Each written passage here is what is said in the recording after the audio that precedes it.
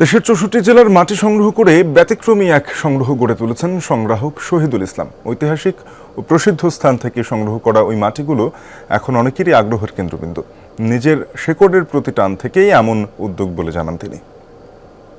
গ্লিটারের twin lemon ও antibacterial formula বাসনকে চকচকে জীবাণুমুক্ত করে আমাদের দেয় গ্লিটার গ্যারান্টি। সেই জন্মস্থানের মাটিটাও আমার এখানে সংগ্রহীত আছে।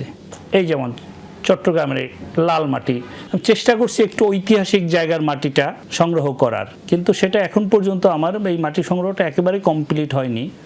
যেমন ৬০ গম্বুজ, খানজাহান আলী, এখানের মাটিটা পাইনি, কিন্তু বাগেরহাটের মাটি পেয়েছি ঠিকই, কিন্তু এরকম ঐতিহাসিক জায়গার মাটিগুলো আমি আস্তে আস্তে সংগ্রহ করার চেষ্টা করতেছি। একবার ভারত ভ্রমণে গিয়ে দেখেন ১৯৪৭ সালের দেশভাগের সময় যারা ওপার বাংলায় চলে গেছেন তাদের অনেকেই নিজের ভিটে মাটির মাটি স্মৃতিচিহ্ন হিসাবে সংগ্রহ করে রেখেছেন। সেখান থেকেই অনুপ্রাণিত হন শহীদুল ইসলাম। ব্যক্তিগত গবেষণার কাজে গিয়েছিলাম, একটা বাসায় যাওয়ার পরে সে আমাকে বের করে দেখালো যে এইটা দেখো তোমার বানেরি পাড়ার মাটি, আমার পূর্বপুরুষরা নিয়ে আসছে।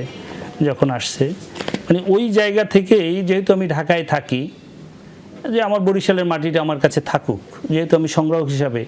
এরপর দেখি আস্তে আস্তে ৬৪ জেলার মাটি আমার কাছে সংগ্রহিত।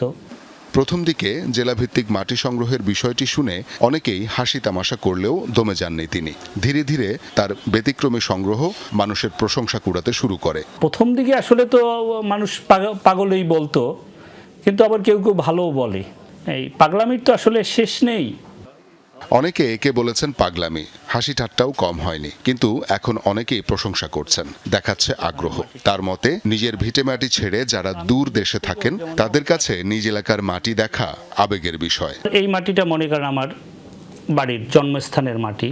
এই মাটিটা যদি আমার সাথে থাকে তাহলে আমার কাজের ক্ষেত্রে চলার পথে মানে অনেক শক্তি বাড়িয়ে দেয়। আসলে মনে হয় যেন আমার মাতৃভূমি আমার সাথে। মাটির পাশাপাশি প্রতিটি জেলার লোকজ ইতিহাস তুলে ধরার পরিকল্পনা রয়েছে সংগ্রাহক শহীদুল ইসলামের। শওকত মঞ্জুর শান্ত, যমুনা নিউজ, ঢাকা।